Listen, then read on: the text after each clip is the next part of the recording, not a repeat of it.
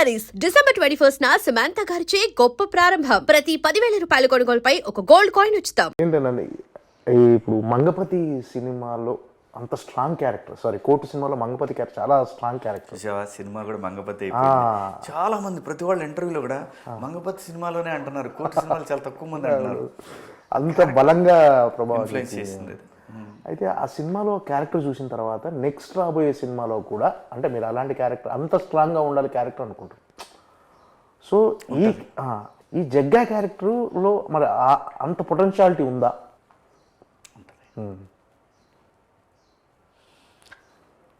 అంటే ఆడియన్స్ అలానే ఉంటే యాక్సెప్ట్ చేయరు. అలానే ఉంటే చూసాం కదా. అవును. ఇంకో వేరియేషను, ఇంకొక కొత్త క్యారెక్టర్ కనపడుద్ది శివాజీలో.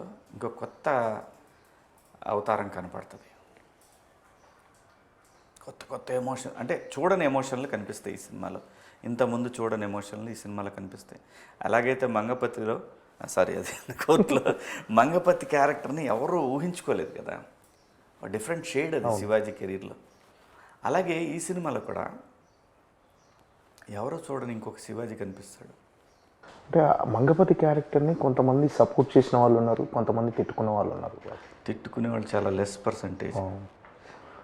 ఆడపిల్లలు, నేను ఎప్పుడు ఇది చెప్తా, ఆడపిల్లలు ఉన్న ప్రతి కుటుంబం అందులో ఒక మంగపతి ఉంటాడు. ఆడు బాబాయ్, అన్నయ్య, మామయ్య, నాన్న, బంధువుల ఎవడక్కడ ఖచ్చితంగా మంగపతి ఉంటారు. కాబట్టే అది హీరో విలన్ రూపంలో ఉన్న ఒక హీరో వాడు, అంతే. ఓకే, అది తప్ప ఒప్ప ఇది వేరే మళ్ళీ డిబేట్. అదంతే. ఏ ఫ్యామిలీ అయినా తన దాకా వస్తే ఎవడైనా మంగపతి. అవును, ఇది నిజం. మీరు బయటికి వెళ్ళినప్పుడు చిన్న ఫీడ్బ్యాక్ ఎలా ఉందని దాని మీద? అంటే ఏదన్నా మెజారిటీ హీరోయిక్గానే చూసారండి. అబద్ధం ఎందుకు చెప్పాలి? మెజారిటీ తల్లిదండ్రులు హీరోయిక్గానే చూశారు నన్ను. కానీ పాత్ర నడిచిన విధానం తప్పు. ఓకే, అది అగెన్స్ట్ కాన్స్టిట్యూషన్, అగెన్స్ట్ లా. దానికి అంటే ఈ క్యారెక్టర్కి, మంగపతి క్యారెక్టర్కి, జగ్గా క్యారెక్టర్కి ఎక్కడైనా పోలిక ఉందా? ఉండదు. ఉండదు, ఉండదు. అసలు సంబంధం లేదు. సంబంధం లేదు. కానీ రెబల్, మొండోడు, మూర్ఖుడు, ఒక ఒక ఒక భావోద్వేగంలో ఉంటాడు ఎప్పుడు మనిషి. ఓకే, రకరకాల ఉద్వేగాలతో ఉంటాడు. అసలు దానికి దీనికి సంబంధమే లేదు. ఏంటి జగ్గా లక్ష్యం ఏంటి అసలు ఈ సినిమాలో? ఆయన ఏంది అంటే ఒక విషయాన్ని బలంగా చెప్పాలనుకుంటే దండోరావు. సో ఏ విషయాన్ని బలంగా చెప్పాలనుకుంటాడు జగ్గా అసలు? జగ్గా క్యారెక్టర్ గురించి ఏం చెప్పినా కథ రివీల్ చేయాల్సి వస్తుంది బేసిక్గా. సో తనలో రకరకాల ఎమోషన్స్తో నడుస్తుండే ఒక పాత్ర అది. ఆ పాత్ర చుట్టూనే ఈ సినిమా అంతా తిరుగుతూ ఉంటుంది. ఈ సినిమాలో ఈ పాత్ర అనేది గుండెకాయ లాంటిది. ఓకే, అంటే పాజిటివ్గా ఉంటుందా క్యారెక్టర్? ఏమో తెలియదు, అది కూడా సినిమా చూసి తెలుసుకోవాలి. అంతే, తెలీదు. అంటే ఇన్ని క్యారెక్టర్స్ కానీ నా పాత్ర ఇంట్రడక్షన్ చూస్తే మాత్రం మళ్ళీ స్టార్ట్ చేశాడ్రా అని అయితే అనుకుంటారు. ఓకే,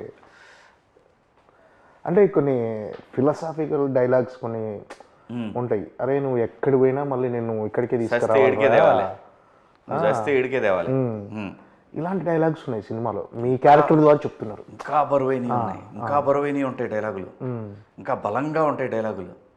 అంటే ఆ డైలాగులు కథలో మీరు ఏం చెప్పాలనుకుంటున్నారో అది చెప్పడానికైనా, లేకపోతే క్యారెక్టరైజేషన్ ఎలివేట్ అవుతుంది ఆ క్యారెక్టర్? అంటే సందర్భాన్ని బట్టి కోపం వస్తుంది, అది కరెక్టే కదా అనిపిస్తుంది, ఆలోచింపజేస్తుంది. వీడు మంచోడే అనుకుంటాలే, అమ్మో ఈడెవడరా బాబు, ఇలాంటివన్నీ వస్తుంటాయి.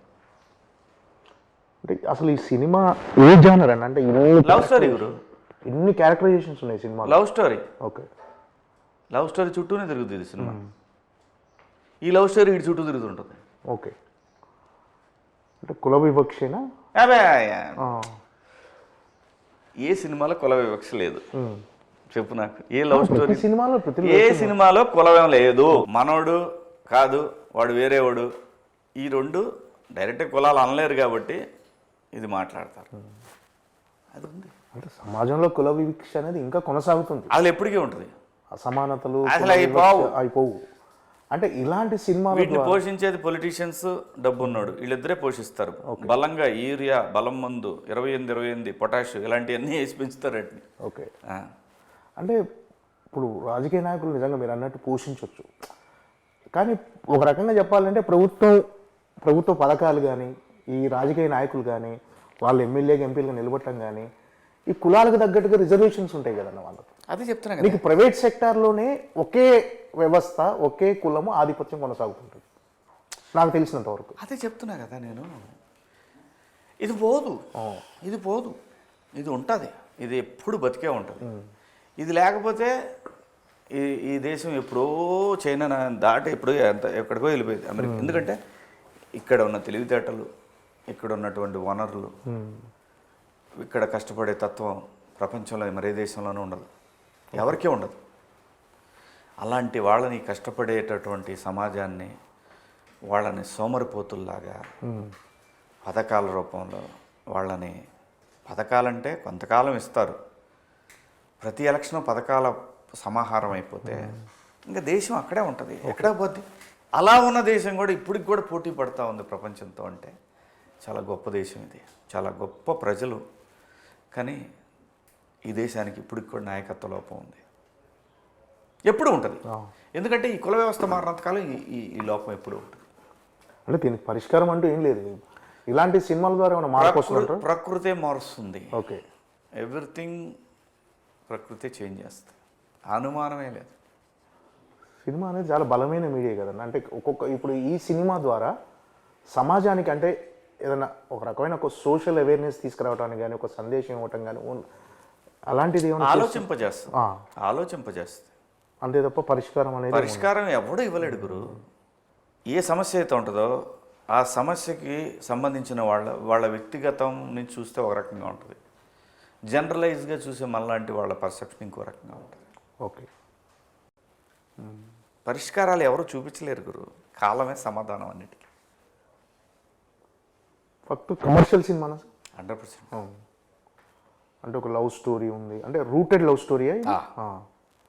అంటే జనరల్గా మీరు స్టార్ట్ చేసిన తర్వాత 90s బయోపిక్ తర్వాత నెక్స్ట్ మంగపతి క్యారెక్టర్ కానీ ఈ క్యారెక్టర్, అంటే మీరు ఎక్కువ ఒక రియాలిటీకి దగ్గర ఉన్న నేటివిటీ స్టోరీని ఎక్కువ సెలెక్ట్ చేసుకుంటారు. అలా ఏం లేదు, కథ విన్నప్పుడు బాగుంది అనిపిస్తే చేస్తున్నా, అలా ఏం లేదు ఇలాంటి కథలు ఎంచుకోవాలి అలా ఏం లేదు.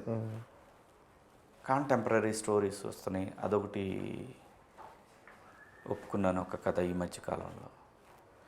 అలాగే ఒక ఫ్యామిలీ స్టోరీ ఒకటి ఒప్పుకున్నాను, అదైతే నీకు అసలు అది ఎప్పుడు సెట్స్కి వస్తా అని చూస్తున్నాను ఆ కథ. సో మంచి మంచి పాత్రలు వస్తున్నాయి మధు. ఓకే, మిగతా క్యారెక్టర్లు ఏంటన్నా ఇప్పుడు